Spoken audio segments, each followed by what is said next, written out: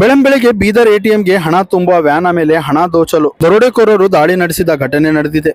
ಗಾಳಿಯಲ್ಲಿ ಗುಂಡು ಹಾರಿಸಿ ಒಬ್ಬ ಭದ್ರತಾ ಸಿಬ್ಬಂದಿಯ ಹತ್ಯೆ ನಡೆಸಿ ಇನ್ನೊಬ್ಬನನ್ನು ಗಂಭೀರವಾಗಿ ಗಾಯಗೊಳಿಸಿ ಹಣ ದೋಚಿ ಫರಾರಿಯಾಗಿದ್ದಾರೆ. ಈ ಸ್ಥಳಕ್ಕೆ ಬೀದರ್ ಎಸ್ಪಿ ಪಿ ಪ್ರದೀಪ್ ಗುಂಟಿ ಧಾವಿಸಿ ಪರಿಸ್ಥಿತಿಯನ್ನು ಅವಲೋಕಿಸುತ್ತಿದ್ದಾರೆ. ಎಟಿಎಂ ಹಣ ಹಾಕಲು ಏಜೆನ್ಸಿಯ ಸಿಬ್ಬಂದಿಗಳು ವಾಹನದಲ್ಲಿ ಬಂದಿದ್ದಾಗ ಇಬ್ಬರು ದುಷ್ಕರ್ಮಿಗಳು ಬಂದು ಗುಂಡು ಹಾರಿಸಿದ್ದಾರೆ. ಘಟನೆಯಲ್ಲಿ ಏಜೆನ್ಸಿಯ ಒಬ್ಬ ವ್ಯಕ್ತಿ ಸ್ಥಳದಲ್ಲೇ ಸಾವು ಕಂಡಿದ್ದರೆ ಇನ್ನೊಬ್ಬ ವ್ಯಕ್ತಿ ಗಂಭೀರವಾಗಿ ಗಾಯವಾಗಿದೆ.